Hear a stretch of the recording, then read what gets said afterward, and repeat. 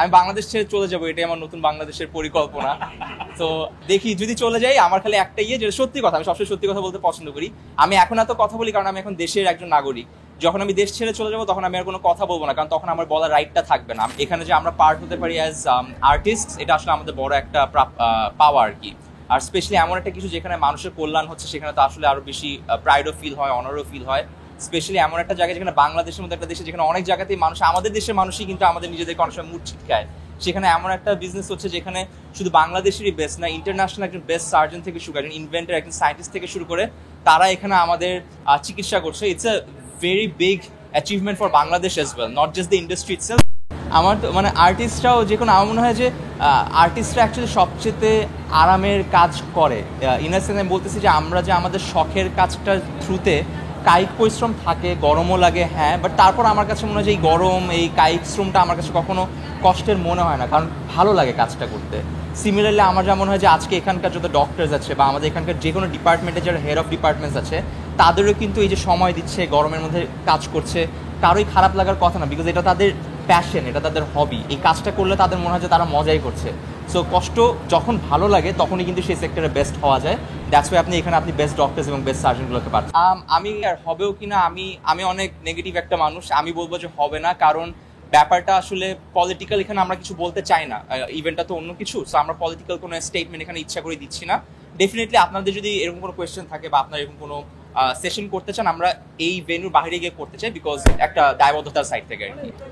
আমি বললামই, আমি সবগুলোই বলবো, আমি আপনাকে ঠোঁট কাটা জবাবই দিব, কিন্তু আসলে আমি আরেকজনকে, আরেকটা বিজনেসকে আসলে অ্যালার্টে দিয়ে আমি ওখানে জবাবদিহিতা করতে চাচ্ছি না। আমি ওদের জন্য এখানে একটা দায়বদ্ধতা আছে, তাই না, আমাকে রাখা হয়নি, ডাকা হয়েছিল, আমি না করে দিয়েছি। যেটা বললাম একটু আগে, যে অনেক জায়গাতে আমার ইন্টারেস্ট পার্সোনালি থাকে না বলে আমি না করে দিই। এমন না যে আমি কাউকে হেট করি, ওরকম কিছু না, আমার জাস্ট পার্সোনালি পছন্দ না জিনিসগুলো। নর্মালি আমার যায় আসে না, মানে আমি অনেক বিজি একটা লাইফস্টাইল লিড করি এবং আমার ভালো লাগে, কষ্টটা করতে ভালো লাগে। আমার বড় হওয়ার অনেক শখ, আমার অ্যাম্বিশন অনেক হাই। অনেক সময় কিছু কিছু মানুষের লোভ অনেক বেশি, কিন্তু আমার অ্যাম্বিশন অনেক বেশি। সো আমি জানি আমি জীবনে অনেক বড় হব, আমি যাত্রায় এখনো আগাচ্ছি। আমাকে যতদিন আপনারা অ্যাচিভ করতে দেখছেন, আমি ওখান থেকে আরো বড় হবে, এটা আমি জানি ইনশাল্লাহ। যতদিন একমাত্র আল্লাহ না আমাকে বলে যে থেমে যাওয়ার মতো কোনো সিচুয়েশন সৃষ্টি হয়, আমি আল্লাহ যদি আমার সঙ্গে আছে, আমি আরো বড় হব ইনশাল্লাহ। সো আপনারাও সঙ্গে থাকবেন, আপনারা দেখতে পাবেন ইনশাল্লাহ। অন্যায়ের পরিমাণ কখনোই কমে নাই, সো বাড়ার চান্স নাই এখানে। অন্যায় সবসময় হয়ে আসছে, হবে। রাজপথ ডিপেন্ড করে, সিচুয়েশনের উপর ডিপেন্ড করে। আমি তো জানি না, আমি তো প্ল্যান করে নামি নাই, এটা তো হয়ে গেছে। আমি বাংলাদেশ ছেড়ে চলে যাবো, এটাই আমার নতুন বাংলাদেশের পরিকল্পনা। তো দেখি যদি চলে যাই, আমার খালি একটা যেটা সত্যি কথা, আমি সবসময় সত্যি কথা বলতে পছন্দ করি। আমি এখন এত কথা বলি কারণ আমি এখন দেশের একজন নাগরিক। যখন আমি দেশ ছেড়ে চলে যাবো তখন আমি আর কোনো কথা বলবো না, কারণ তখন আমার বলার রাইটটা থাকবে না, আমি তো দেশেই থাকবো না তখন। ওই মোমেন্ট থেকে আমি কোনোদিন দেশ নিয়ে কথা বলবো না আর কি। না না না না না, আমি অনেক আগে থেকে, আজকে থেকে আরো বহু আগে থেকে বলে আসছি যে আমি একটা সময় গিয়ে যখন আমার সবকিছু শখটা পূরণ হয়ে যাবে, আমি দেশ ছেড়ে বাইরে যাবো। বিকজ প্র্যাকটিক্যালি স্পিকিং, ওখানে ফ্যামিলি বড় করা, ওখানকার environment, lifestyle, convenience, living standard সবকিছু তো ভালো, এটা তো প্র্যাকটিক্যাল, এখানে ইমোশনাল কোনো কিছুই না। সেটা আমার ইচ্ছা ছিল ছোটবেলা থেকে যাব। আর দেশের কল্যাণের জন্য যদি কিছু করার সুযোগ থাকে সেটাও করবো, যেটা এখন করে আসছি।